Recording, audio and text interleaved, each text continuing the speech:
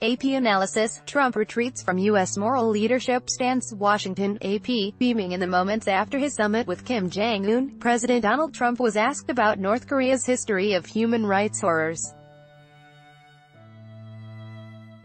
"It's rough," he allowed.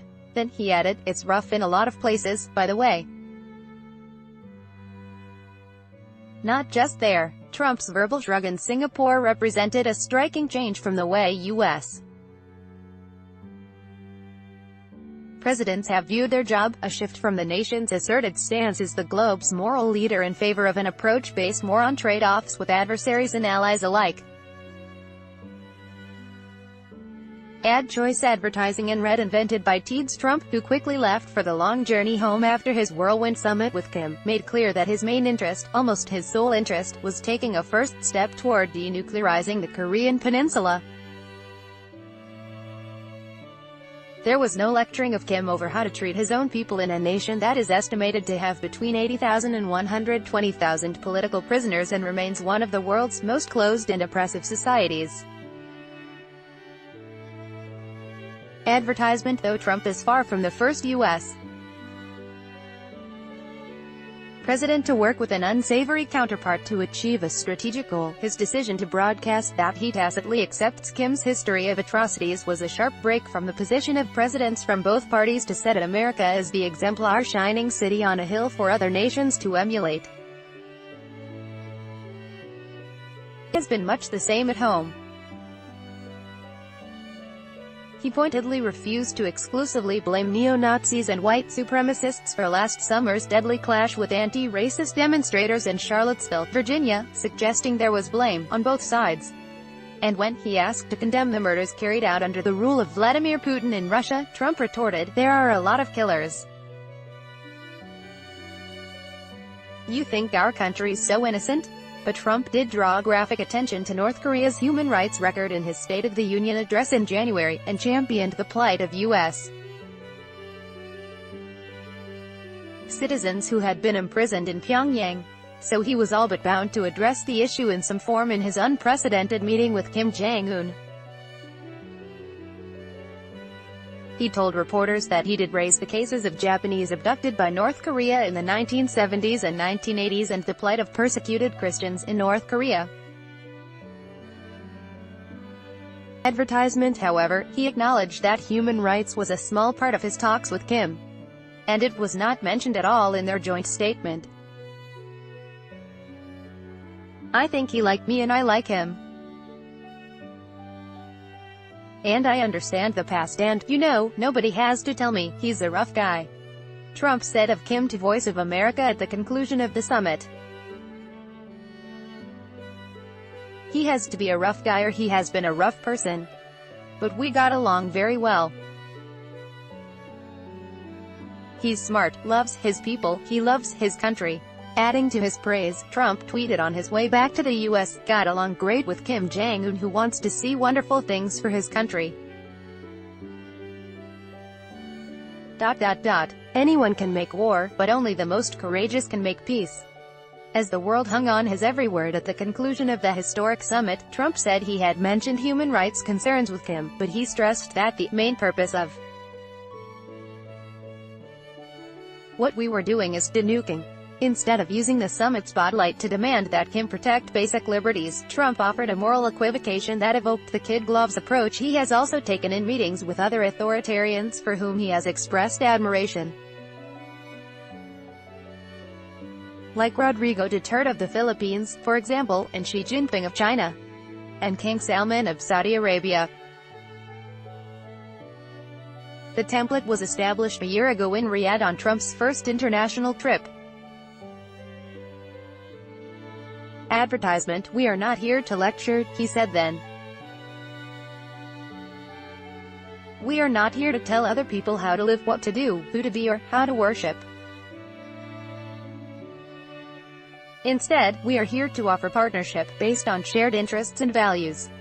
Past administrations have also often skirted human rights in their dealings with Pyongyang, which views the issue as an implicit threat to the legitimacy of its totalitarian regime.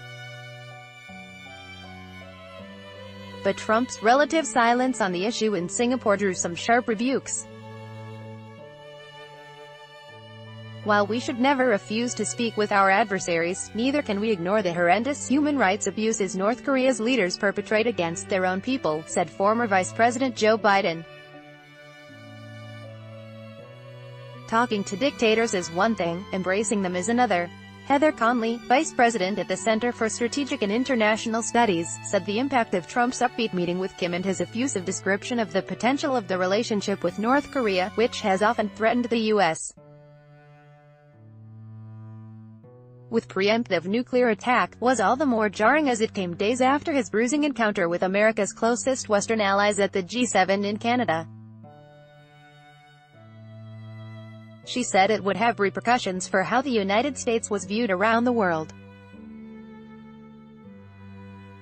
When the president gives a thumbs up with the leader of a regime that has killed thousands, that's a strong and discouraging message to those who are trying to support human rights around the world, she said.